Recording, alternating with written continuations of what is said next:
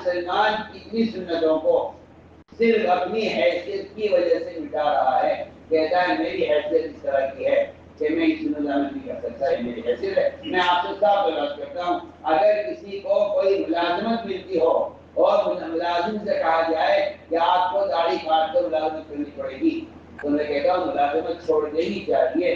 اگر آپ سے کوئی یہ کہے کہ آپ کو ملازمت تو مل جائے گی کمپنی میں مگر آپ کا ایک ہاتھ کاٹنا پڑے گا، تو کیا آپ اسی سے تیار ہو جائیں گے؟ نا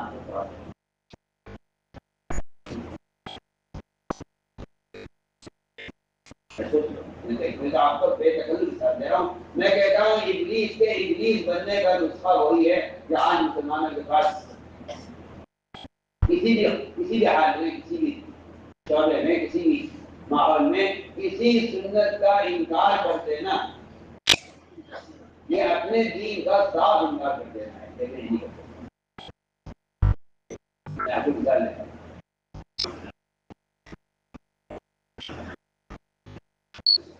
میں حال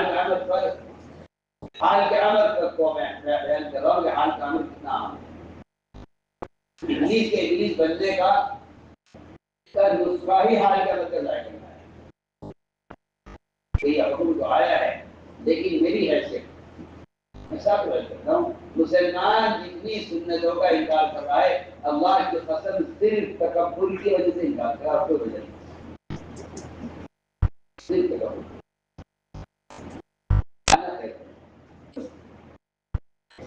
آنا خیر ہوں یعنی میری حیثیت، میں جس کمپنی کا ملازم ہوں اس کمپنی کا یہ قانون ہے کہ آپ اس سنت پر عمل نہیں کر سکتے۔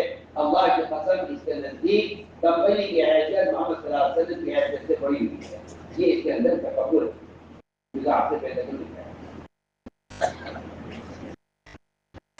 آپ کا یہ دماغ ہے، یہ آپ کے دماغ میں یہ خناس ہے کہ میں اس سنت کا مکلف نہیں ہوں کیونکہ میں کمپنی کا ملازم ہوں، میں سنت کا مکلف نہیں ہوں۔ میں کہتا ہوں ابلیس کا یہ کہنا کہ میں آدم کو سجدہ کرنے کا مکلف نہیں ہوں کیونکہ میں اس سے بہتر ہوں، میں تو آپ کو بالکل آسان مثال پیش کرتا ہوں۔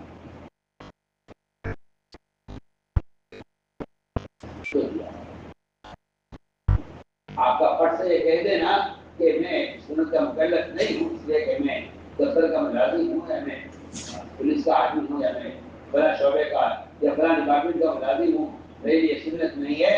آپ صاف دین کا انکار کر رہے ہیں، آپ دین کا صاف انکار کر رہے ہیں جس طرح ابلیس نے صاف انکار کیا۔ توجہ دے میری بات، مجھے آج کرنا ہے ابلیس بننے کا نسخہ کیا ہے، ابلیس بننے کا سبب کیا بنا ہے، ابلیس بننے کا سبب کیا ہے۔ اس نے اللہ کی ذات سے انکار نہیں کیا، اس کی عبادت سے انکار نہیں کیا، اس کا وہ امر، اللہ کا وہ حکم جو میری حیثیت کے خلاف ہو رہا تھا، میں نے اس سے انکار کیا۔ ابلیس نے اس امر کا انکار کیا، اللہ تعالیٰ نے اس سے اپنی عبادت کی ساری توفیق کو طلب کیا۔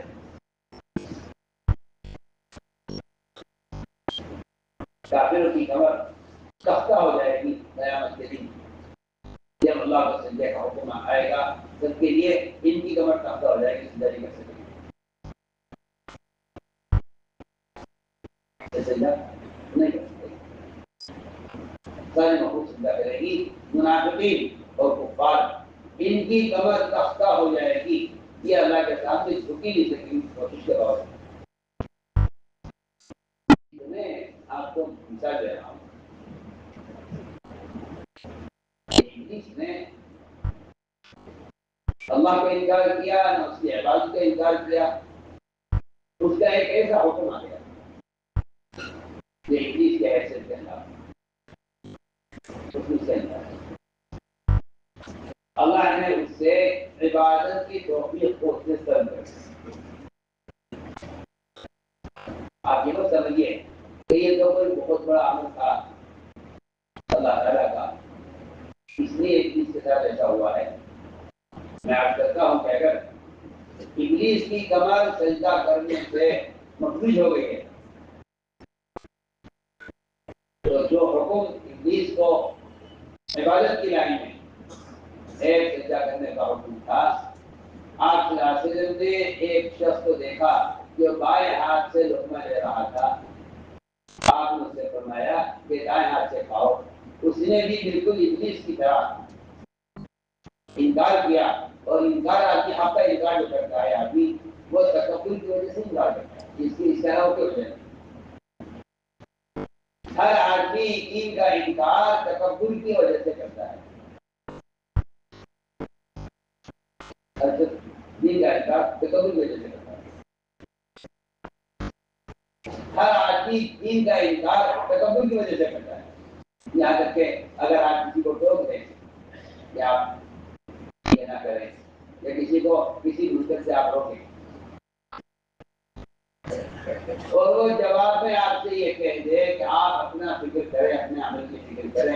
فرمایا کہ تمام گناہوں میں یہ سب سے بڑا گناہ ہے روکنے والے کو یہ کہہ دینا کہ آپ اپنا فکر کریں. کیوں؟ اس لیے کہ یہ تکبر کی علامت ہے کہ خیر کی طرف رہنمائی کرنے والے کو یہ کہہ دیا جائے کہ آپ اپنا عمل کا فکر کریں، آپ اپنا عمل کی فکر کیجیے.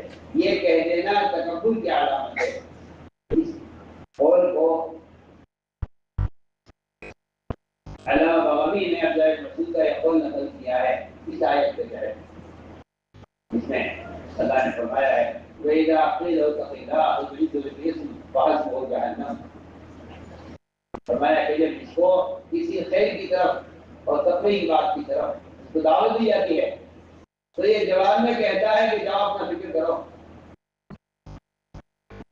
یہ فکر کی وجہ سے کہتا ہے جاؤ آپ مجھے چھوڑیے، میرے ہاتھ پر اپنے عمل کی فکر کیجیے. عبداللہ بن مسعود فرماتے ہیں جتنے بڑے بڑے گناہ ہو سکتے ہیں ان سارے گناہوں سے بڑا گناہ یہ ہے کہ آپ ٹوکنے والے کو یہ کہہ دیں کہ آپ نے عمل کا فکر نہیں. حد کر رکھا ہے آپ صلی اللہ علیہ وسلم نے ایک شخص سے کہا کہ کھانا دائیں سے کھاؤ. میں پہلی بات جو میں نے شروع کی تھی کہ آدمی آنے والے امر کو اپنے ہاتھ سے جوڑ کر دیکھتا ہے. اگر طبیعت عمل کرنے کی ہے تو قبول کر لیتا ہے، اگر عمل کرنے کی طبیعت نہیں ہے تو انکار کر دیتا ہے. اس انکار کی ایک شکل، اس انکار کا ایک طریقہ وہ جھوٹا عذر ہے. وہ جھوٹا عذر ہے جو منافقین کا مزاج تھا کہ وہ صاحب انکار تو نہیں کرتے تھے لیکن وہ جھوٹا عذر پیش کرتے تھے.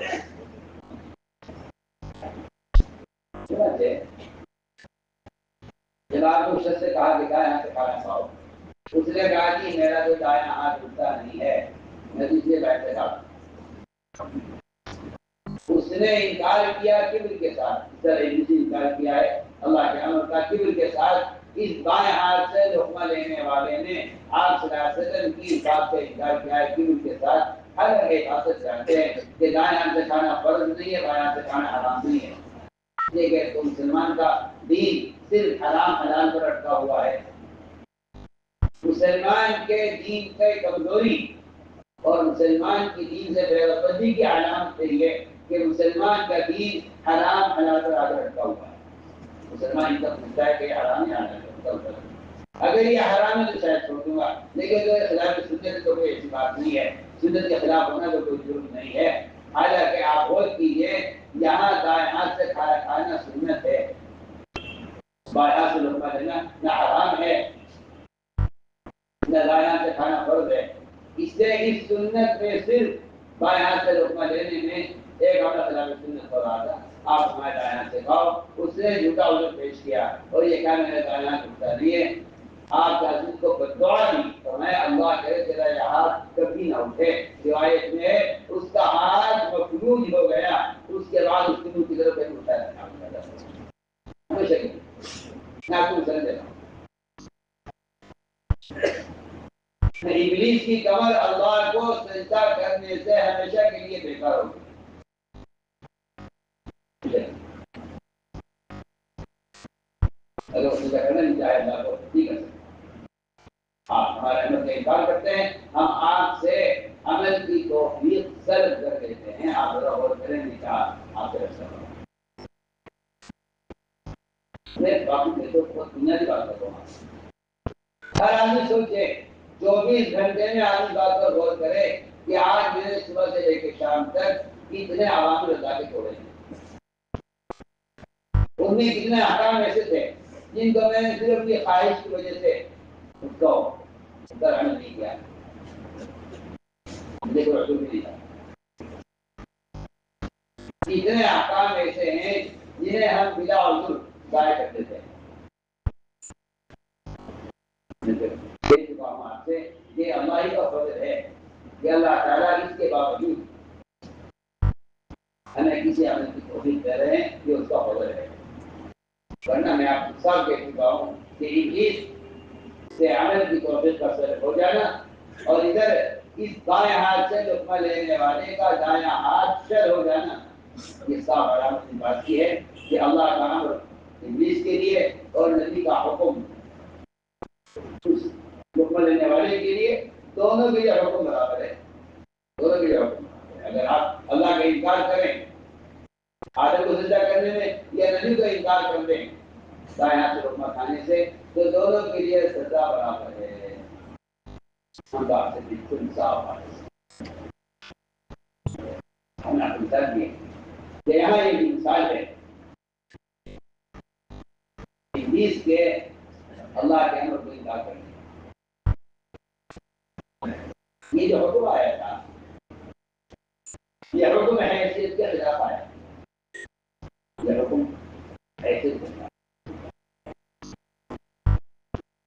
ہر مسلمان غور کرے، ہر مسلمان غور کرے اس پر کہ کتنے احکام اللہ کے ایسے ہیں جنہیں ہم یہ کہہ کر توڑ دیتے ہیں کہ یہ حکم میری حیثیت کے خلاف ہے۔ پہلی مثال میں نے آپ کو دی ہے کہ عبادت میں اللہ تعالیٰ، کیونکہ عبادت اظہار تواضع، اظہار عبدیت ہے، عبادت اظہار عبدیت ہے۔ اس میں اگر آپ انکار کرتے ہیں تو آپ کے اندر عبدیت نہیں ہے، بلکہ آپ کے اندر شیطانیت اور آپ کے اندر تکبر ہے۔ عبدیت تو تواضع کا تقاضا کرتی ہے، عبدیت تو تقاضا تواضع کا کرتی ہے، اور انکار یہ آدمی کے اندر تمرد، سرکشی اور تکبر کا تقاضا ہے کہ آدمی انکار کر جائے۔ تو میں نے عرض کیا یہاں حکم آیا ایسی پہلی مثال۔ دوسری مثال یہ ہے کہ عبادات میں حکم آ جائے گا معمول کے خلاف، عبادت میں حکم آ جائے گا معمول کے خلاف۔ میں پھر آپ دوبارہ بات اپنی دہراتا ہوں کہ فرشتے اللہ تعالیٰ کی عبادت کرتے تھے، اللہ کو سجدہ کرتے تھے، حکم آیا معمول کے خلاف۔ یہاں صحابہ کرام آپ صلی اللہ علیہ وسلم کے ساتھ اللہ کی عبادت کرتے تھے بیت المقدس کی طرف، ہجرت سے پہلے سے لے کر ہجرت کے بھی 17 مہینے کے بعد تک۔ ہجرت کے 17 مہینے بعد تک آپ اور آپ کے صحابہ بیت المقدس کا روکے کے نماز پڑھتے ہیں۔ میں آپ کو مثال دے رہا ہوں، ہاتھ میں حال کام اچانک آ جائے گا، حال کام اچانک آ جائے گا آپ کے معمول کے خلاف۔ ظہر کی نماز آپ پڑھا رہے تھے صحابہ کو، 2 رکعت ہو گئی، 2 رکعت باقی تھی، اس درمیان حکم آ گیا تھا کہ آپ لوگ پڑھ لیجیے بیت المقدس سے رکو جائے۔ اگر کوئی شخص یہ کہتا ہے کہ ہم عصر سے ادھر پڑھنے کا ادھر نماز پوری کرنے، تو ایسے لوگوں کا نام نافرمانوں میں لکھا جائے گا۔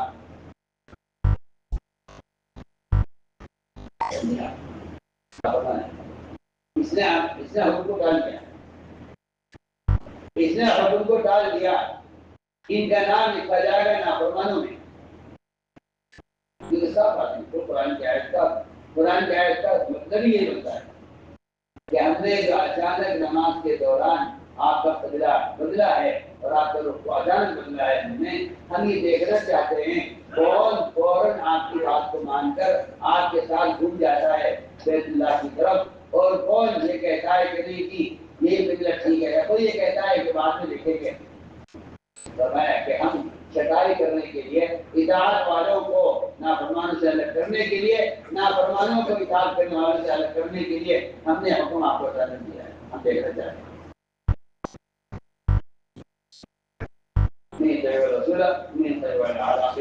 کہ ایڈیو کے اوپر جانے والے اور نسل کے اتباع کرنے والے، ہم ان کا امتحان لینا چاہتے ہیں، آیا اس حال قیامت کو پورا کرتے ہیں، یہ حال قیامت کو کر لیتے ہیں۔ صاف صاف صاف اللہ فرمائے کہ ہم اچانک ہمیں آپ کو ملے گا، اللہ تعالیٰ اس طرح قابل ہے کہ دو جمع پوری ہو جاتی ہے، ظہر کے بعد آیت نازل ہوتی اور اللہ فرماتے کہ آئندہ جو نمازیں پڑھو تو نمازیں بیت اللہ کی طرف پڑھنا، اور ہم نے آپ کو بدل دیا ہے۔ اللہ تعالیٰ کی حکمت یہ ہے کہ یہ حال کامل اس کی حال پورا کرتے ہیں، نہیں کرتے۔ آپ مجھے آپ توجہ دیں، 2 رکعت اگر یہ اور پڑھ لیں بیت المقدس کی طرف اور 4 رکعت پوری کر لیں تو یہ نافرمان ہوگا۔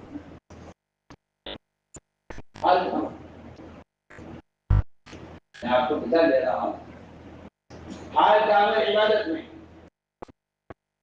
ہم دیکھنا چاہتے ہیں کہ یہ فوراً پلٹ جاتے ہیں، حکم سنتے ہی یہ اس حکم کو پورا کرنے میں داخل کرتے ہیں۔ ہم اس امتحان کے لیے اچانک حکم لائے، آپ حکم ملتے ہی نماز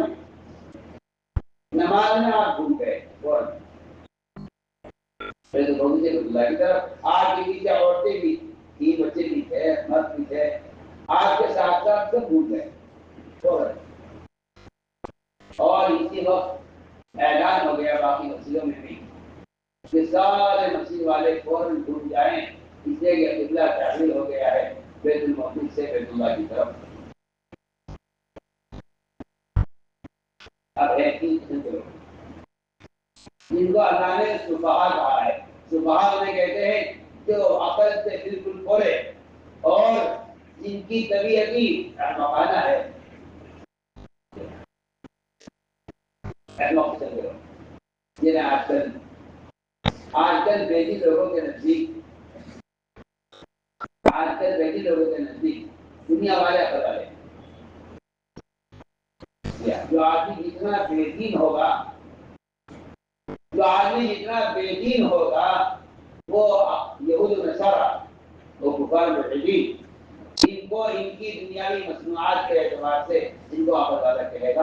اور میں کہتا ہوں کہ ایسے لوگ اپنا دین ایسے کہا تو بیچیں گے کہ وہ ان کو عقل والا سمجھیں گے۔ جب سمجھتے تھے کہ ان کا قائد کتا ہے جو جانور کی بھی شکل ہے، ان کا کتا ان کا قائد ہے، یہ کتا خبر لاتا ہے، یہ کتے کی خبر پر قدم اٹھاتے ہیں۔ محمد صلی اللہ علیہ وسلم ہمارے قائد ہیں، وہ وہاں سے خبر لائے ہیں جہاں تک جبرائیل نہ کبھی گئے نہ کبھی جائے گے۔ دونوں کی دوڑ دیکھ لیجیے، محمد صلی اللہ علیہ وسلم کی کا آگے بڑھنا کہاں تک ہوا ہے؟ جبرائیل جہاں تک جا سکے ہیں وہ بھی صرف ایک مرتبہ وہاں تک پہنچ سکے ہیں، اس سے پہلے کبھی وہاں تک بھی نہیں پہنچے۔ وہ بھی آپ صلی اللہ علیہ وسلم کی معیت تھی جبرائیل کو وہاں تک موقع مل کے جانے کا۔ انہوں نے کہا اور آپ ہمارے ساتھ چلو آگے چلیے کہ ساری جا نہیں سکتا، یہاں تک کہ صرف آپ کی صحبت کی وجہ سے ہمارا موقع مل گیا ہے، آئندہ کبھی نہیں ملے گا یہ موقع۔ اگر میں یہاں سے ایک چیز آگے بڑھ گیا تو میرے پر دل کا ختم ہو جائیں گے، میرا تو وجود ختم ہو جائے گا، اس سے آگے قدم بڑھ گیا میری تو پہنچ یہاں تک آخری پہنچے، اس سے آگے نہیں جا سکتا۔ محمد صلی اللہ علیہ وسلم اس سے آگے کی خبر لے کر آئے ہیں۔ فرماتے تھے ان یہود و نصارہ کے قائد کتے ہیں، جو کتا خبر لاتا ہے اس کتے کی خبر پر اس کے اشارے پر قدم اٹھاتے ہیں۔ ہمارے قائد محمد صلی اللہ علیہ وسلم سفہا قرآن کی نے کہا ہے، قرآن نے سفہا کہا ہے احمق قسم کے لوگوں کو، جس میں کفار یہود منافقین۔ جب قبلہ تحویل ہوا، قبلہ بدلا جب قبلہ بدلا تو یہود نے یہ کہا کہ آپ نے ہمارا قبلہ کیوں چھوڑ دیا؟ قبلہ ہمارا قبلہ ہے، آپ نے ہمارا قبلہ کیوں چھوڑ دیا؟ اگر یہ غلط تھا ہمارا قبلہ تو آج کی مسجد ہمارے سے ضائع ہو گئی، اور اگر یہ قبلہ صحیح تھا تو آپ نے اس کو کیوں چھوڑ دیا؟ یہود نے یہ کہا۔ کفار مکہ نے یہ کہا کہ جب آپ ہمارے بتوں کا انکار کرتے ہیں تو آپ ہمارے قبلے کی طرف کیوں آئے؟ قبلہ کی طرف کفار نے کہا کہ اس نے منافقین نے یہ کہا کہ ان کا تو کوئی ایک طریقہ نہیں ہے، کبھی کچھ کرتے ہیں کبھی کچھ کرتے ہیں، مطلب جب ایک معمول چل رہا تھا تو اسی معمول کو باقی رکھتے، اس کو بدلنے کی کیا ضرورت ہے؟ کیا اعتراض دین کے طریقوں پر، اللہ کے احکام پر اعتراض کرنا یہ منافق کا مزاج ہے، یہ منافق کا مزاج ہے۔ کہتا ہوں نصیحت کہتا ہوں آپ سے، ہر مسلمان کے دل میں فرض ہے، ہر مسلمان کے دل میں فرض ہے اعتراض کرنے سے پہلے علم حاصل کرے، اعتراض کرنے سے اگر اپنی جہالت سے اعتراض کر رہا ہے تو یہ منافقین کا مزاج ہے کہ ان کا معمول یہ تھا کہ وہ سیاست کی باتوں پر اعتراض کرتے تھے۔ منافقین کے بارے میں آیا کہ منافق کا مزاج تنقید کرنے کا ہوتا ہے، اعتراض ایسے کیوں ہے، ایسے کیوں نہیں، ایسے کیوں ہے، ایسے کیوں نہیں ہے۔ مومن معترض نہیں ہوتا، مومن سوال کرتا ہے کہ بھائی میں معلوم کرنا چاہتا ہوں کہ یہ حکم کس طرح ہے۔ جو آدمی طالب بن کر سوال کرتا ہے اس کو تسلی ہو جاتی ہے، اور جو آدمی معترض بن کر سوال کرتا ہے اللہ تعالیٰ معترض کو محروم کر دیتے ہیں۔ یہ کہ بالکل صاف بات ہے کہ ناقد محروم ہو جاتا ہے، ناقد محروم ہوتا ہے کیونکہ اس کا تنقید کا مزاج ہے، وہ طالب علم نہیں ہے بلکہ وہ معترض ہے۔ معترض سے کہتے ہیں کہ جس کو دین سے کوئی مطلب نہیں ہے۔ منافقین نے اعتراض کیا یہ قبلہ تبدیل کیوں ہوا، اس کی کیا ضرورت ہے؟ اس طرح معمول طرح سے چلتا رہتا ہے، اسے تبدیل کیوں کیا؟ یہ اعتراض منافقین نے کیا۔ اس جگہ منافقین اعتراض کیا کرتے تھے؟ مناظر سے کہا کرتے تھے صحابہ سے یہ دوارے نبی یہ چھوٹی چھوٹی چیزیں چھیڑتے ہیں، جیسا آپ سے کہتا ہوں کہ اگر ایسے منکرات سے لوگوں کو روکا جائے جو منکرات حرام کے درجے کے نہیں ہیں، سننا نہیں بات ہوتی ہے۔ آج اگر کوئی شخص مسلمان کو ایسے منکرات سے روکتا ہے جو منکرات حرام کے درجے کے نہیں ہیں، تو لوگ یہ کہتے ہیں کہ چھوٹی چھوٹی باتیں چھیڑنے کی طرح نہیں۔ بڑے بڑے مسئلے دیکھو نا، لوگ مرتد ہو رہے ہیں، لوگ شراب پی رہے ہیں، لوگ زنا میں مبتلا ہیں، بڑے بڑے مسئلے دیکھیے نا، یہ چھوٹی چھوٹی باتیں کی چھیڑتے ہیں۔ آج بھی بہت سے دیندار پڑھے لکھے مسلمان انہیں اس بات سے الجھن ہے کہ چھوٹی چھوٹی چیزیں کی چھیڑ جاتی ہیں۔ حالانکہ آپ کو بات معلوم ہونی چاہیے کہ آدمی کے اندر بڑے گناہ کرنے کی استعداد چھوٹے گناہوں سے پیدا ہوتی ہے۔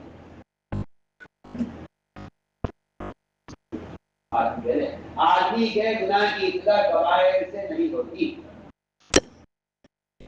بلکہ جو لوگ چھوٹے گناہوں کو چھوٹا سمجھتے ہیں وہ کبائر کے اندر مبتلا ہو جاتے ہیں۔ چھوٹے گناہوں کو کیا سمجھتے ہیں؟ چھوٹا سمجھتے ہیں۔ جو چھوٹے گناہوں کو چھوٹا سمجھتے ہیں وہ کبائر سے نہیں بچ سکتے، اس لیے کہ چھوٹے گناہوں کو چھوٹا سمجھنا اس گناہ کو کبیرہ بنا دیتا ہے۔ اور یہاں سے لوگ یہ کہتے ہیں کہ آپ سے بالکل میں صاف بات کر رہا ہوں آپ سے، آج بھی اچھے اچھے دیندار میں تو مجھے ان بات سننے لگے آپ کو جن کو میں نے علم بھی دیا ہے، وہی اللہ نے جن کو علم دیا ہے وہ بھی ہے جن کو اس بات پر اشکال ہے کہ چھوٹی چھوٹی چیزیں کیوں چھوڑی جاتی ہیں۔ کیجیے. اور جو بڑے بڑے مسائل بڑے کھڑے ہوئے ہیں، امت مقدس ہو رہی ہے، امت ملا شراب میں زنا میں مبتلا ہے، آج ان بڑے بڑے کاموں سے روکنے کی کوشش کیجیے. آج ان چھوٹی موٹی باتیں نہیں چھیڑتے. آج بھی آپ کو ایسے مسلمان بے شمار ملیں گے یہ اعتراض کرتے ہیں. میں آپ کو مثال دیتا ہوں. منافقین نے کہا، یہ روایت میں ہے، منافقین نے کہا صحابہ سے کہ آپ کے نبی محمد صلی اللہ علیہ وسلم یہ چھوٹی چھوٹی چیزیں چھیڑتے ہیں. یہ سنجا ایسے کرو، بائیں ہاتھ سے کرو، اور لطفہ دائیں ہاتھ سے دو، اور سنجا ایسے کرو. بھائی سنجا کیا ہے؟ انسانی ضرورت ہے. جس طرح کرنا چاہے گا کر لے گا. اس کو اتنا اہم مسئلہ بنانے کی کیا ضرورت ہے؟ علماء نے لکھا ہے کہ منافقین کے نزدیک اس سنجے کے طریقے کو ہلکا سمجھنا یہ نماز کو ہلکا سمجھنے کی وجہ سے. حالانکہ نماز کو ہلکا سمجھنا کیوں ہے؟ لکھا ہے علماء نے ان منافقین کے نزدیک اگر نماز کی اہمیت ہوتی تو طہارت کے طریقے سنت کی اہمیت ہوتی، کیونکہ ان کے نزدیک نماز کوئی چیز نہیں ہے، اس لیے ان کے نزدیک طہارت میں سنت کا طریقہ اختیار کرنے کی کوئی اہمیت نہیں. میں آپ سے اختیار کر رہا ہوں کہ یہ اس وقت والوں پڑھے ہوئے ہیں، بہت اچھے پڑھے لکھے لوگ، ان کے بارے میں کہا جاتا ہے کہ یہ بہت سے علم ہیں. ان کو بھی شیطان نے اس مسئلے میں پھنسایا ہوا ہے کہ چھوٹے چھوٹے مسئلے بھی چھڑنے چاہیے، جو بڑے بڑے مسائل ان کو حل کیا جائے. میں کہتا ہوں آپ کہ آدمی بڑے گناہوں میں اتنی جب ہوتا ہے جب چھوٹے گناہوں کا عادی ہو جاتا ہے، بڑے گناہوں کا عادی ہو جاتا ہے تو بڑے گناہوں میں چلی ہو جاتا ہے. میں نے عرض کیا کہ یہ تین قسم کے لوگ ہیں جن کو قرآن نے سفہاء کہا ہے. کفار، یہود، منافقین. ان تینوں کو قبلے کے بدلنے پر اشکال تھا، کیونکہ یہ تینوں قسمیں نبی کی اطاعت پر نہیں تھی. ان کو قبلے کے بدلنے پر اعتراض ہوا. میں تو آپ کو ایک مثال دے رہا تھا کہ یہ اچانک حکم آ گیا نماز کے دوران. صحابہ نماز میں ہی ڈھونڈ گئے بیت المقدس سے بیت اللہ کی طرف. یہ حکم آیا عبادت میں، یہ حکم آیا عبادت میں.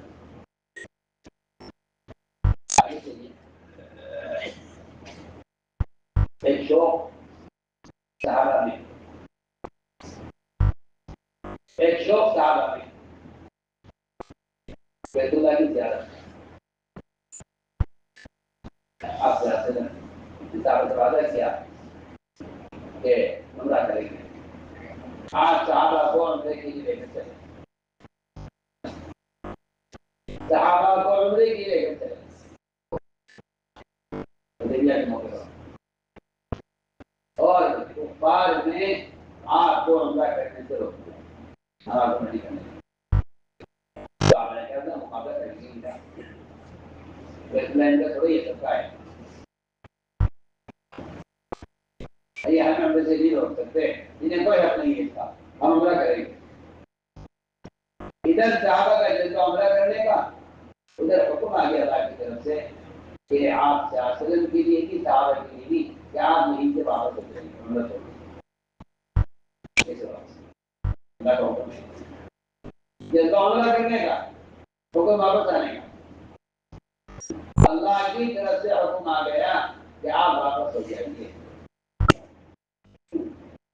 ہم دیکھنے جاتے ہیں کس کا جذبہ عمرہ کرنے کا ہے، کس کا جذبہ ہماری بات مان کر واپس جانے کا ہے. جو آدمی آج عمرے کی کوشش کرے وہ نافرمان ہوگا، کیونکہ نبی کا حکم آ گیا ہے اللہ کی طرف سے. اللہ کی طرف سے نبی کا راستے کا حکم آ گیا ہے کہ آپ واپس جائیے. اگر آپ عمرہ کرنے کی کوشش کریں اور اگر آپ اپنے جذبے کو پورا کرنا چاہیں، حالانکہ جذبہ بہت اچھا ہے، بیت اللہ کا طواف کرنے کا اور بیت اللہ کی زیارت کا جذبہ بہت اچھا ہے، مگر حکم ہی آگے واپس ہے.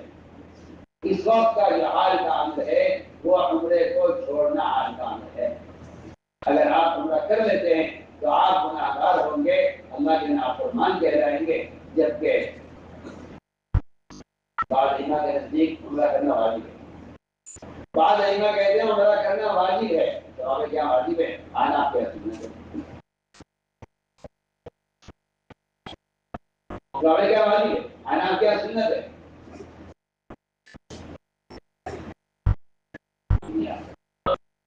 اس کے باوجود اگر آپ عمرہ کریں گے تو آپ گناہ گار ہوں گے، نافرمان ہوں گے اور نبی کی بات کا انکار کرنے والے ہوں گے۔ حالانکہ آپ کے جذبہ تو بیت اللہ کی زیارت کا ہے کہ اگر آپ کے دل میں بیت اللہ کی زیارت کا جذبہ ہے، ہم اذانی کے کہتے ہیں کہ آپ واپس جائیے، ہم تمہیں جانچنا چاہتے ہیں کہ تم اطاعت کرتے ہو یا نہیں کرتے۔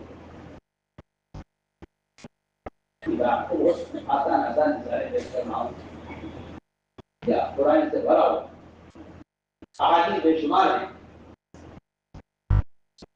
جو قرآن نے کہا ہے ڈرنا چاہیے لوگوں کو جو نبی کے حکم کی نافرمانی کریں کہ ان کو کوئی فتنہ پیش آ جائے جب وہ کسی عذاب مبتلا کر دیے جائے۔ قرآن کہتا ہے کہ نبی کی نافرمانی سے مسلمان کو ڈرنا چاہیے۔ جو آپ کی نافرمانی کریں ان کو ڈرنا چاہیے، یا تو کسی عذاب کے اندر مبتلا کیے جائیں لیکن فتنے میں ڈال دیے جائیں۔ میں نے عرض کیا کہ یہاں جذبہ عمرہ کرنے کا ہے۔ عمر رضی اللہ تعالیٰ نے ایک عورت کو بیت اللہ کا طواف کرنے سے روک دیا۔ وہ عورت بیچاری بیمار تھی، جذام کی اسے بیماری تھی، اس کے ہاتھوں میں پیروں میں زخم تھے جس سے جو ہے خون بہتا تھا، وہ پٹی مان کر کسی طرح سے بیت اللہ کا طواف زمین پر گھسٹ کر کرتی تھی، وہ اٹھ کر چل نہیں سکتی۔ عمر رضی اللہ عنہ نے اس سے کہا ہے اللہ کے بندی لوگوں کا علی اتنا ہے، تیرے طواف کی وجہ سے لوگوں کو تکلیف ہوتی ہے، طواف اس نے حضرت عمر بہت گئی، طواف چھوڑ دیا، اپنے گھر بیٹھ گئی جا کے۔ حضرت عمر کی شہادت ہو گئی، ان کے انتقال کے بعد لوگوں نے اس سے کہا کہ جس نے تجھے عمرہ طواف کرنے سے روکا تھا وہ اس کی وفات ہو گئی ہے، اب جا تو طواف کر، تجھے کوئی روکنے والا نہیں ہے۔ اس نے عورت نے کہا یہ نہیں ہو سکتا کہ میں اپنے امیر کی اطاعت کروں اس کی حیات میں، نافرمانی کروں اس کے مرنے کے بعد میں طواف نہیں کروں۔ اگر امیر چلا گیا تو کیا ہے، حکم تو باقی ہے۔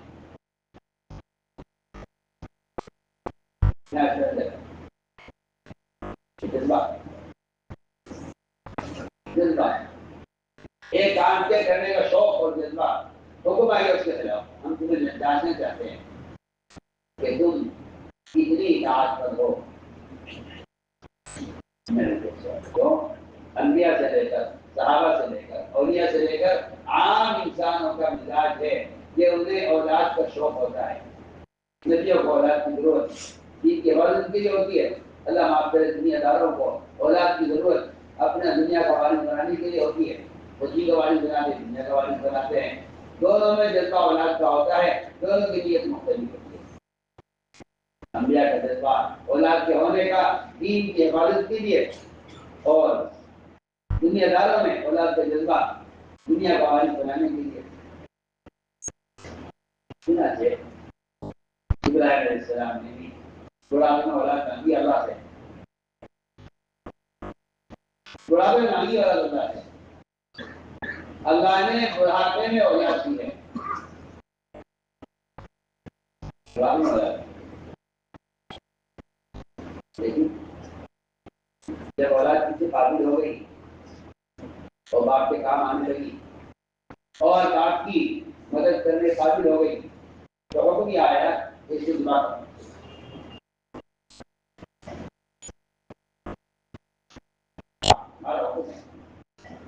اس کو آپ ذبح کیجیے۔ میں آپ کو پہلی بات یاد دلاتا ہوں، میں نے کہا تھا کہ جب آدمی کوئی حکم آتا ہے اللہ کی طرف سے تو وہ یہ سوچتا ہے کہ یہ کام میرے کرنے کا ہے یا نہیں۔ حکم آ گیا کہ آپ شاید کو ذبح کرو۔ ابراہیم علیہ السلام نے حکم پر چھری چلائی ہے، نہ اللہ سے پوچھا وجہ کیا ہے، کیا وجہ ہے ذبح کروا رہے ہیں۔ آپ وجہ بتا دیے جواب کر دیں گے. وجہ کیوں معلوم کر رہے ہیں آپ اس لیے وجہ معلوم کرنا چاہتے ہیں تاکہ آپ اپنی کسی وجہ سے ذبح کریں. اللہ اپنی سے ذبح کریں.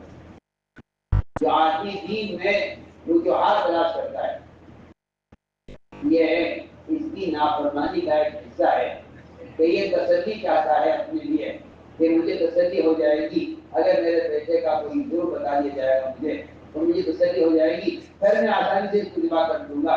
آپ اگر بلا وجہ ذبح کرائیں گے تو مشکل ہوگا اور اگر آپ وجہ بتا دیں تو ذبح کرنا آسان ہو جائے گا. میں کہتا ہوں کہ اللہ کی نافرمانی کے لیے اتنا کافی ہے کہ آپ اللہ سے کسی حکم کی وجہ معلوم کریں.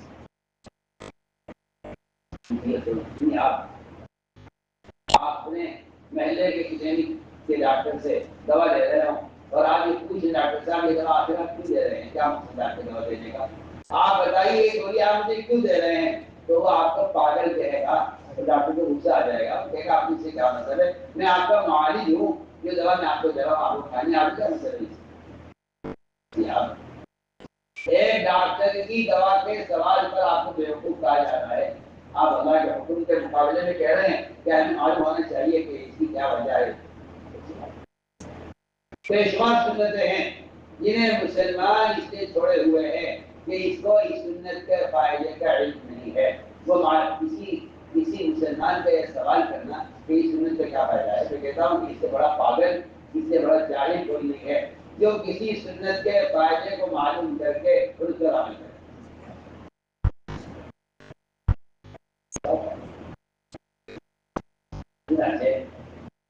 ابراہیم علیہ السلام نے حکم پورا کیا, وجہ معلوم. یہاں ابراہیم علیہ السلام کا امتحان ہو رہا ہے بیٹے کو ذبح کرانے میں, اور وہاں ایک صحابی کا امتحان لیا ہوا ہے صلی اللہ علیہ وسلم نے. ایک آدمی تھے مدینہ منورہ میں جو اپنے باپ سے سب سے زیادہ محبت کرتے ہیں. آپ نے انہیں پکڑا, ان کو آپ نے پکڑا, تھوڑا یہاں پورے مدینے میں ایک واحد آدمی تھا جو اپنے باپ سے سب سے زیادہ محبت کرتا تھا اور بہت مال خرچ کرتا تھا باپ کا. تھوڑا یہاں آؤ اور اپنے باپ سے بات کرنا. کوئی ضرور, کوئی خطا, کوئی وجہ کچھ نہیں, حکم جاؤ کہ جاؤ باپ سے بات کرو. یہ صحابی سنتے ہی دوڑے, انہیں کہا جائے کہاں بھاگ رہے. اچھا آپ کا حکم ہے میں اس پہ دیر کر دوں, شادی کرنے دو, ناممکن بات ہے, میں باپ سے لے کر آتا ہوں.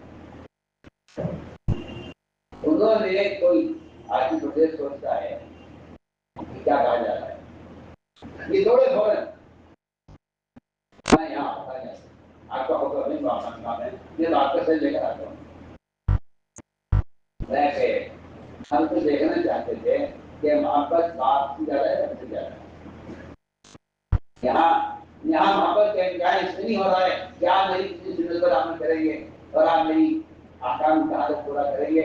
یہاں محبت کا امتحان باپ کو قتل کرا کے ہو رہا ہے کہ باپ کا سر لے کر آئیے اگر آپ کا ہم سے محبت ہے.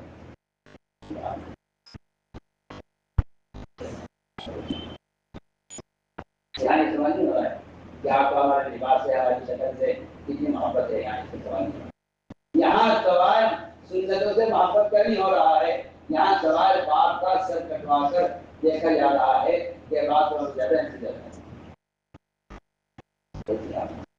مسلمان اتنی معمولی خواہشات پر سنتوں کو قتل کرتا چلا جا رہا ہے. وہاں نبی اپنی محبت کا امتحان لینے کے لیے باپ کو قتل کروا کر امتحان لے رہے ہیں محبت کا.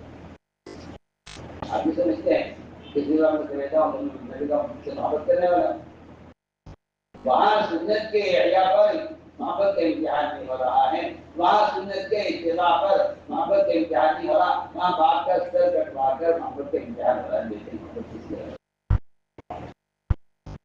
ہم تو دیکھنا چاہتے تھے محبت انجارے کافی ہے.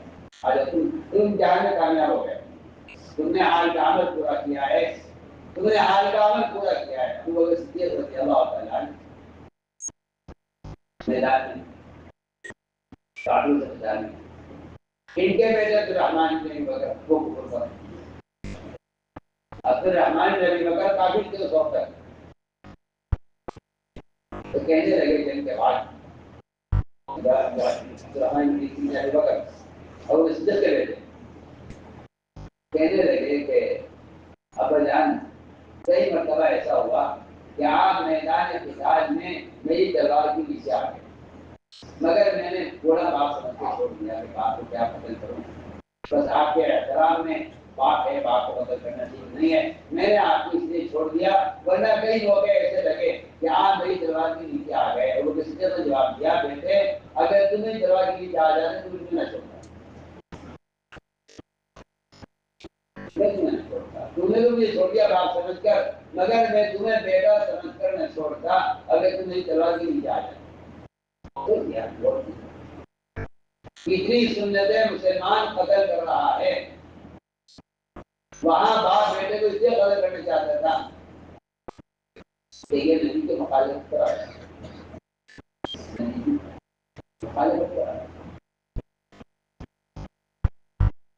اللہ اکبر. اب تو قصہ ہی ختم کر دیا پڑھے لکھے لوگوں نے سارا دین ہی گاڑ کے پھینک دیا. وہ اپنے آپ کو بڑا محقق سمجھتے ہیں. کوئی زمانہ ہوتا کہ اگر ایک لوکی کی سبزی روٹی کی ترکاری کو کوئی ناپسند کر لے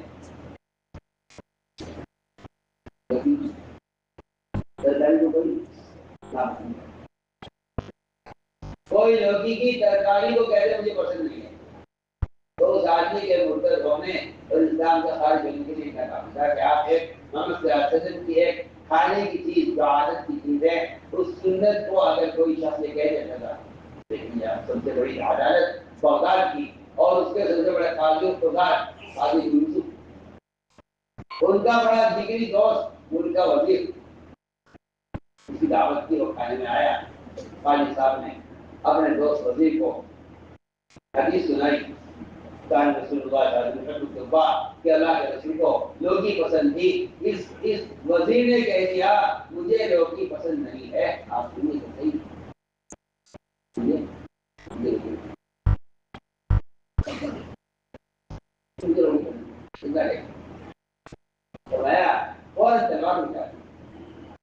تلوار نکالی میدان سے اور اس کے قتل کا ارادہ کر دیا. کیا بات ہے بھائی صاحب نے کہا کہ جس نے لوکی کو کہا مجھے پسند نہیں ہے کہ آدمی اسلام سے مرتد ہو گیا ہے اس کو قتل کر دیا جائے. آپ کو سوچیے آپ دیکھو داڑھیاں ڈھونڈنے اور داڑھیوں کو قتل کرنے میں کوئی جھجک نہیں ہے ضرورت برابر. وہاں لوکی کو ناپسند کرنے والے لیکن مجھے پسند نہیں. اچھا مسلمان ہو اللہ کے دین کو لوگوں کی پسند ہے تمہیں پسند نہیں ہے تم ایسے مسلمان. فرمایا کہ میرا فیصلہ ہے کہ اس آدمی کو قتل کر دیا جائے. عدالت کا فیصلہ ان کے قتل کا ہوگا. بغل میں ہنگامہ ہو گیا. جو بچہ بھی یہ سنتا تھا کہ اس نے سنت کا انکار کیا ہے بچہ بھی کہتا کہ یہ آدمی کو قتل کر دیا جائے تم سمجھے تو یہ قابل کیا وہ عذاب پڑا ہے مسلمان پر کہ یہ سنتوں کو مٹاتا چلا جا رہا ہے. قاتل کا قانون یہ ہے قانون کا قانون یہ ہے ملک کا قانون یہ ہے دفتر کا قانون یہ ہے ہمارے شعبے کا قانون یہ ہے ہمارے شعبے کا قانون یہ ہے پولیس کا قانون یہ ہے. یہ ہر قدم پر سنتوں کو ذبح کرتے چلا جا رہا ہے. ایسی سنتیں جو واجب کے درجے کی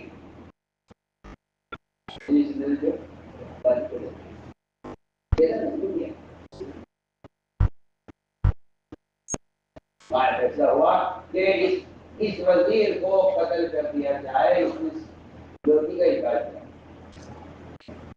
کیا نبی نعوذ باللہ لوٹی کھائیں گے ایک ایک عادت اور ایک پسندیدہ چیز کھانے کی چیز.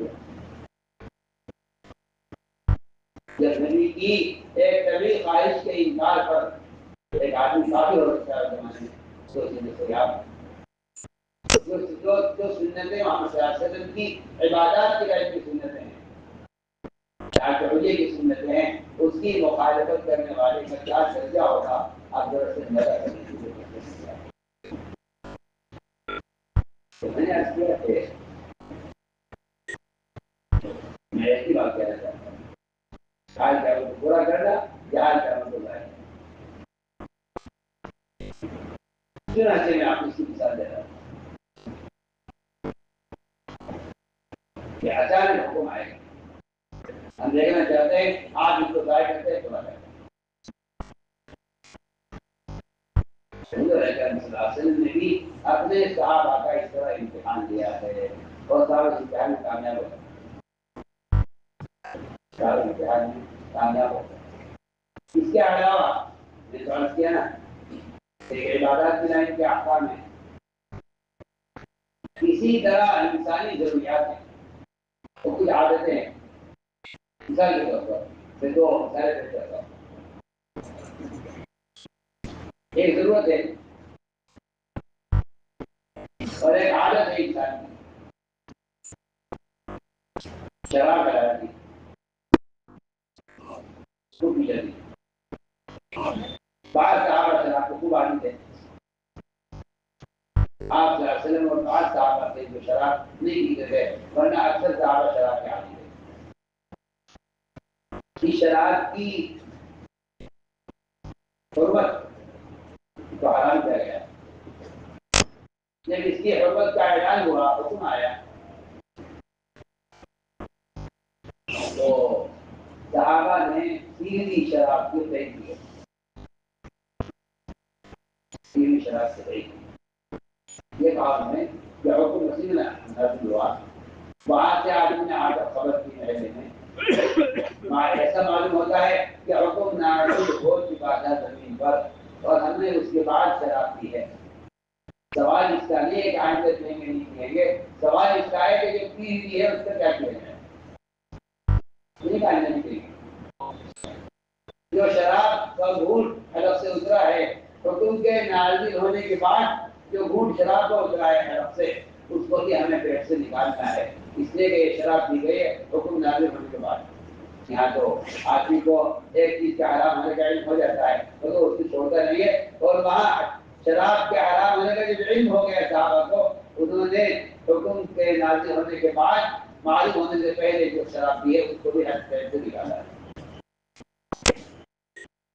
سارے انہوں نے شراب اس طرح پہ ایک طرح پانی بہتا ہے، صحابہ نے اپنے پردے چھوڑ دیے اور یہ کی عادت تھی۔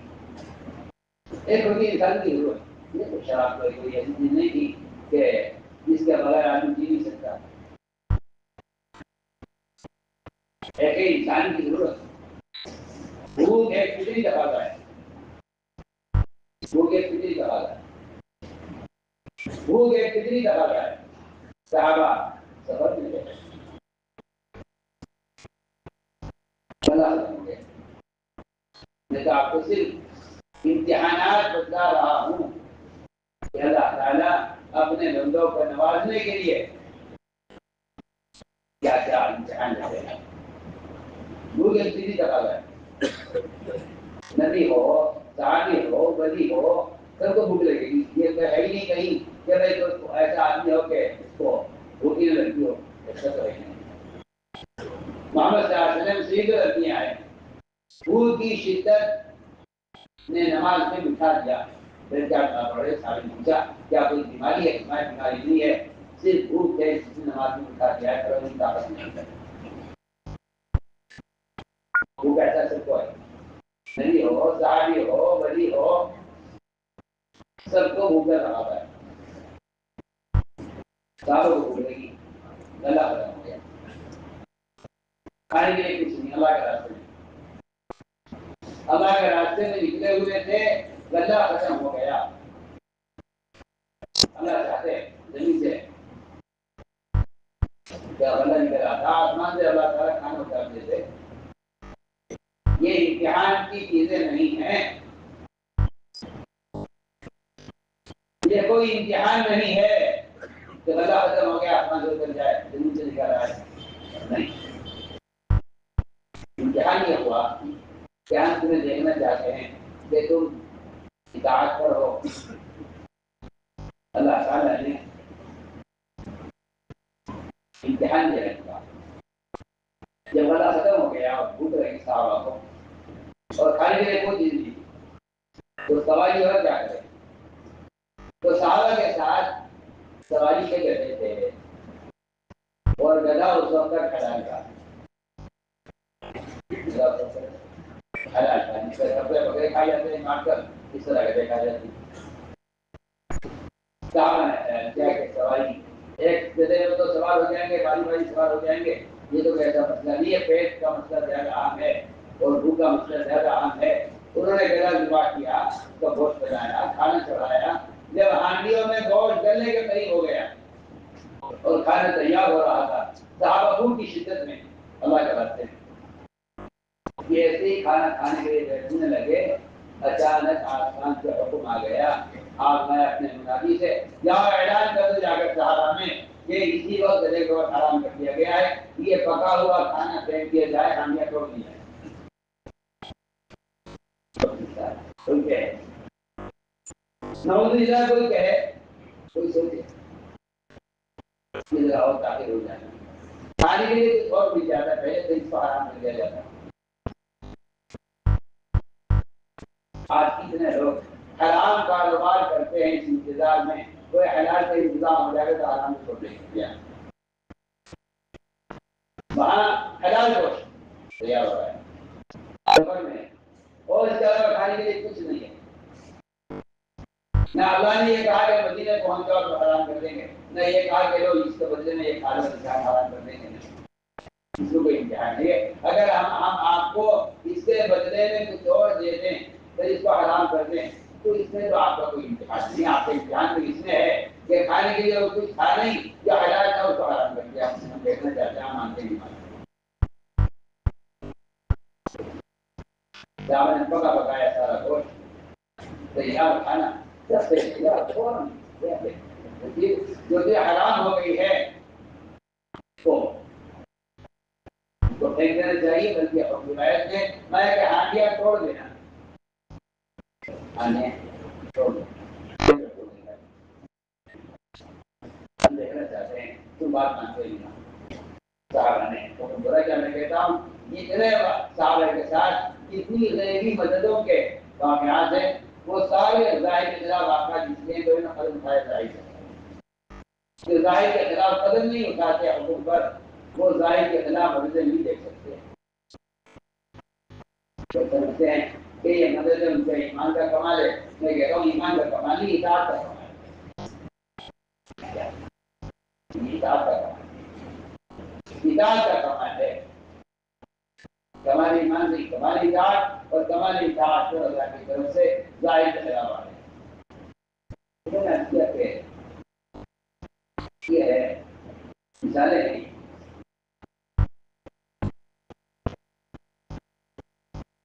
عبادت میں عادات میں معمول میں سب کہیں کے متعلق میں نے آپ کو مثالیں پیش کی. اس طرح حال کا عبادت کے لیے اور ہر کام آزاد ضروریات میں آئے گا اور ہر کام حیثیت کے خلاف آئے گا. ہر کام معمول کے خلاف آئے گا. ہر کام دلدے کے خلاف آئے گا. ایسے ہی حال کا جو امر ہے دعوت اللہ کا وہ بھی اچانک آئے گا.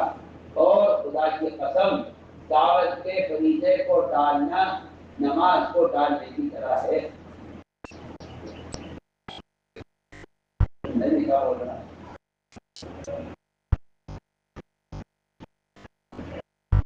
دعوت فریضے کو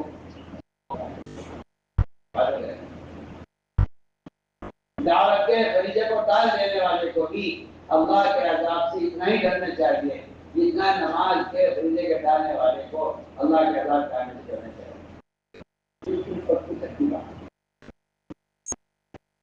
آپ اس کو پولیس سے کہتے ہیں ان باتوں کو کہ آپ کو بھی دعوت کے فریضے کا اندازہ نہیں. آپ کو دعوت کے فریضے کا اندازہ نہیں ہے. آپ یہ اس کو بدل کفایت سمجھ کے ڈال دیتے ہیں کہ بڑا کرے گا نہیں جب جا پھر کیا بول کرے قرآن قرآن میں نکلنے کا جو حکم ہے یہ بھی حال کا عمل ہے، یہ بھی حال کا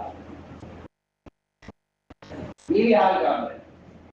قرآن میں نکلنے کا جو حکم ہے یہ بھی حال کا عمل ہے۔ اس حال کے عمل کو ٹالنے پر بھی عذاب کی قرآن میں دھمکیاں ہیں۔ حال کا عمل نکلنا ہے، اس کو ٹال دینا، اس کو ٹالنے والے کو چاہیے کہ وہ اللہ کے عذاب کا نہیں کرے۔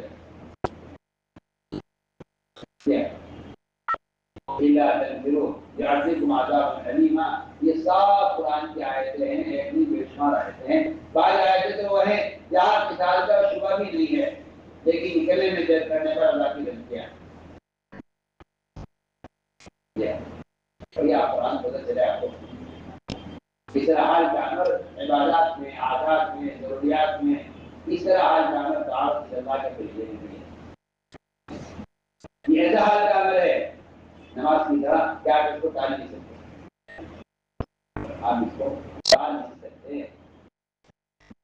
مالک کی جو ساتھیوں نے اس کام کو کرنے سے انکار نہیں کیا، بلکہ انہوں نے حال کے عمل کو ایک ٹال دیا کہ کل کریں گے،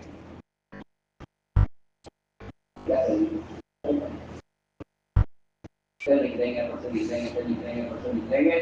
یہ ان سے غلطی ہوئی، یہ غلطی ان سے ہوئی۔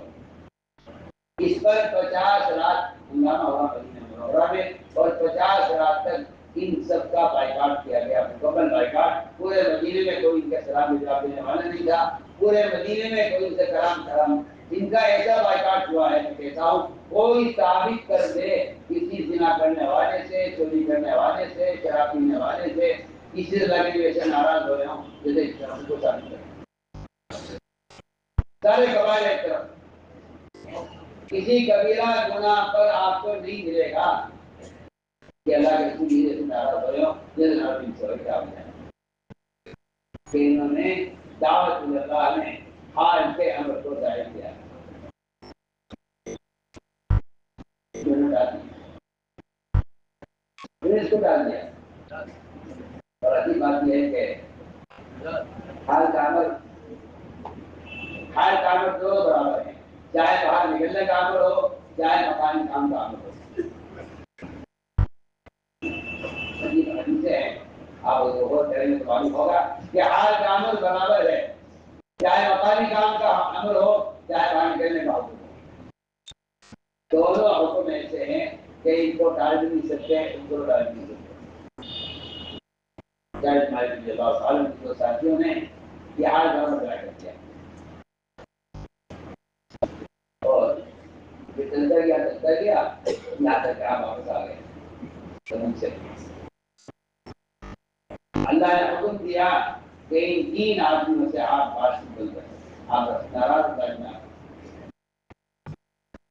تو کیا ان سے کون سے گناہ ہوا؟ میں کہتا ہوں آپ سے اس گناہ کو مسلمان زبان میں گناہ ہی نہیں سمجھتا، ان سے وہ گناہ ہوگا۔ اس زمانے کا مسلمان اللہ کے راستے میں نکلنے میں تاخیر کو گناہ نہیں سمجھتا۔ شراب پینے، چوری کرنے، جھوٹ بولنے، غیبت کرنے، زنا کرنے، سود کھانے، جتنے بھی گناہ ہیں تم گناہ سمجھتا ہے۔ ان سارے گناہوں کو ختم کرنے کی جو عملی محنت ہے، اس محنت کے چھوڑنے کو مسلمان گناہ نہیں سمجھتا۔ یہ بڑی ناسمجھی کی سوچے میں کہتا ہوں کہ اگر کسی کے ذہن میں بٹھا دیا گیا ہے یہ نکلنا تو کتاب کی وجہ سے ہوا کرتا تھا اس زمانے میں، تو میں کہتا ہوں کہ اس نے نبی کے بعثت کے مقصد کو سمجھا ہے، اس راستے میں نکلنے کا مقصد کو سمجھا ہے۔ وہ بیچارہ پتہ نہیں کس مخالفے میں ہے، پتہ نہیں کس مخالفے ورنہ خروج کا اصل مقصد دین کو قائم کرنا، اور خروج بننے کا اصل مقصد ہے امت کو افساد سے بچانا۔ خروج کا اصل مقصد تھا امت تک علم کو پہنچانا، امت کو جہالت سے نکالنا۔ اس میں تاخیر پر اللہ کی طرف سے ناراضگی ہے، قرآن میں صاف کہا ہے نہیں نکلو گے تو اللہ تمہیں عذاب دے گا۔ میں نے عرض کیا کہ یہ حال کام ہے، تو اس نے ایک بات کہی ہے آپ سے کہ حال کا عمل برابر ہے، چاہے خروج کا ہو چاہے مقامی نام کا ہو. انگلش کی روایت ہے. میں آپ کو مقامی نام کی بات کرتا ہوں. مقام پر رہتے ہوئے مسلمانوں کو مسجد میں جمع کر کے ان کو دین کی بات سمجھانا، یہ حال کا یہ حال کا حال کا میں آپ سے شروع سے لے کر ابھی تک حال کے عمل کے پورا کرنے کی بات کر رہا ہوں. یہ حال کا علیہ السلام کو کہ یحییٰ بنی اسرائیل کو جمع کرو مسجد میں، حال کا اور مسجد میں جمع کر کے آپ نے 5 باتیں سمجھائیں. اللہ کے راہ کو شریک نہ کریں، ایمان نماز قائم کریں، زکات ادا کریں، رمضان کا روزہ رکھیں، اللہ کا ذکر کریں. یہ 5 باتیں بنی اسرائیل کو مسجد میں جمع کر کے سکھانے کا حکم دیا گیا. علیہ السلام کسی کام میں مشغول تھے. ظاہر بات ہے انبیاء علیہ السلام نعوذ باللہ کسی خواہش میں یا کسی دائمی کام میں تو ممکن نہیں کہ وہ مشغول ہوں. وہ کسی ایسے ہی کام میں مشغول تھے جو کام انبیاء علیہ السلام میں کرنے کے ہوتے ہیں. یاد دلایا کہ یحییٰ اللہ نے تمہیں اس کا حکم دیا تھا، اگر تم مشغول ہو تو یہ کام میں کر دیتا ہوں. حکم یہ دیا تھا اللہ نے کہ بنی اسرائیل کو آپ مسجد اقصی میں جمع کریں. عیسیٰ علیہ السلام نے کہا کہ یحییٰ اگر آپ مشغول ہیں کام میں کر دیتا ہوں. اللہ اکبر. آپ جواب سنیے علیہ السلام کا. یحییٰ نے کہا عیسیٰ اگر یہ کام تم نے کیا میں نے نہ کیا تو اللہ مجھے پھنسائیں گے، اللہ مجھے عذاب دیں گے. آپ اس حدیث کو اس طرح اور کیجیے. میں بہت عام بات کرتا ہوں. آج کا عمل ہے، آج کا عمل ہے مسجد کو آباد کرنا. بلکہ قرآن نے کہا کہ اس سے بڑا ظالم کون ہو سکتا ہے؟ اس سے بڑا ظالم کون ہو سکتا ہے جو مسجد کو ویران چھوڑ دے اور مسجد کو آباد کرنے کی کوشش نہ کرے؟ بڑا ظالم کون ہو سکتا ہے؟ ہم سمجھتے ہیں کہ ایک ایسا مستحب کام ہے، کوئی کر لے تو اچھا ہے، نہ کرے تو کوئی ایسی بات نہیں ہے، کوئی فرض نہیں ہے، کوئی واجب نہیں ہے، کوئی لازم نہیں ہے. یہ خیال اس لیے ہے آپ لوگوں کا کہ آپ ان وعیدوں پر غور نہیں کرتے جن میں مسجد کی آبادی کی کوشش نہ کرنے پر اللہ کے عذاب کے آنے کا انتظار کرنا چاہیے. ان وعیدوں پر غور نہیں کرتے. حالانکہ وعید ہے، صاف وعید ہے کہ اگر میں نے لوگوں کو مسجد میں جمع کر کے دین کی بات سمجھانے میں دیر کر دی، میں نے انسان کو نہ کیا یا میں نے دوسرے پر ڈال دیا اس کو، تو یہ اسلام صاحب کہہ رہے ہیں حدیث کے اندر کہ اللہ مجھے دنیا سے ساریں گے، اللہ مجھے عذاب دیں گے. میں نے عرض کیا کہ اللہ کے راستے کا خروج اور دعوت اللہ یہ بھی حال کا عمل ہے. اس میں داخل کرنا بھی موجب عذاب کو جیسا سکا ہوا ہے کہ موجب عذاب ہے، یعنی اللہ کے عذاب کو واجب کر دے گا دعوت کے فریضے کو چھوڑ دینا. نماز پڑھنے بنا سمجھتا ہے، روزے پڑھنے بنا سمجھتا ہے. میں کہتا ہوں کہ جیسا کہ محفوظ ہے کہ دعوت نماز کے فریضے سے بھی اعلیٰ عمل ہے.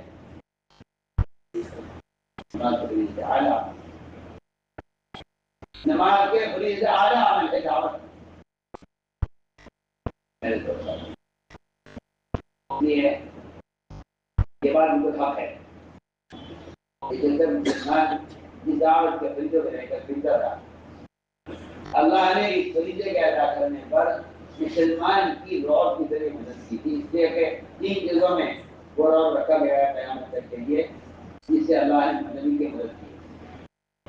جس روح سے اللہ نے نبی کی مدد کی ہے وہ روح قیامت تک کے لیے 3 چیزوں میں رکھ دیا گیا ہے.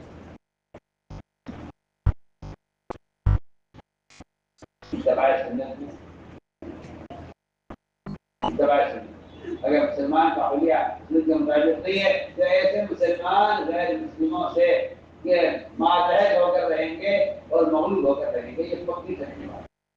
کیونکہ صاف روایت ہے اور پھر خود صاف کہہ رہا ہے کہ اگر ہم نے غیروں کے طریقوں میں عزت تلاش کی اللہ ہمیں ذلیل کریں گے،